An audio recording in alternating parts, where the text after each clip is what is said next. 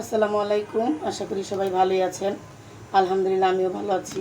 এই যে আমি আজকে কিছু আইটেমের ভর্তা বানাবো, তো কী দিয়ে খাওয়ার জন্য সেটা আমি পরে দেখাবো আপনাদেরকে। তো আজকে 2-3 আইটেমের ভর্তা বানাবো, তাই এখানে আমি কিছুটা কাঁচামরিচ আর রসুন ভাজা নিছি। এখন ভাজবো কিছুটা শুকনা মরিচ।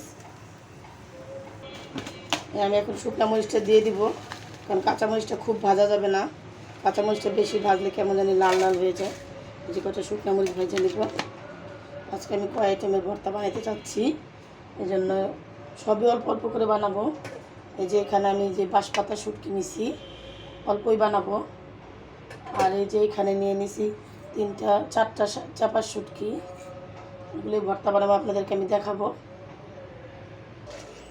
এই যে মরিচগুলো ভাজা হয়েছে, আমি এখন একটা স্টিলের বাড়িতে উঠায় রাখবো, কারণ স্টিলের বাড়িতে উঠায় রাখলে অনেক সময় মরিচগুলো মচমচা থাকবে, আর চূড়া নিচে রেখে দেবো। এই জন্য এই কিছুটা তেল দিয়ে দিচ্ছি। এই যে এখন বেগুনগুলো দিয়ে দেবো, বেগুন ভর্তা বানাবো।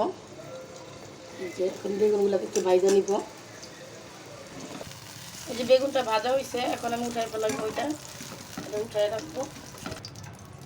এখন আমি যে চাপা শুটকিটা দেখাচ্ছি, এটা আমি এখন ভর্তা বানাবো, এই জন্য দিয়ে দিলাম, মানে ভাজার জন্য। এই যে আমি এখন এটা ভাজছি, চাপা শুটকি ভাজা হয়েছে, আর আমি যে উঠাবো, আর আমি এখন ভর্তাটা বানাবো। তো ভর্তাটা বানাই, তারপর আপনাদেরকে দেখাচ্ছি যে কী দিয়ে আমি রান্না করবো। এই যে সকালবেলা আমি যে ভর্তাগুলো আপনাদেরকে ভাজানো দেখাইলাম, এই যে এখানে আমি রান্না করছি এটা আলুর বৌয়া বলে আমাদের গ্রামে। তো এই যে রান্না করছি, কিছুটা মসুরির ডাল দিছি আর আলু দিছি। এই যে এখানে এই যে দেখেন এরকম ঝরঝরা হয়েছে। এটা হলো আমাদের মুন্সিগঞ্জ জেলার ঐতিহ্য খাবার, আলুর বৌয়া।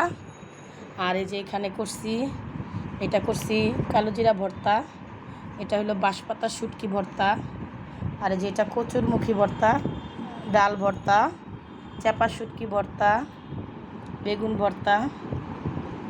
এই যে দেখেন, সবাই ভালো থাকবেন, সুস্থ থাকবেন। আল্লাহ হাফেজ।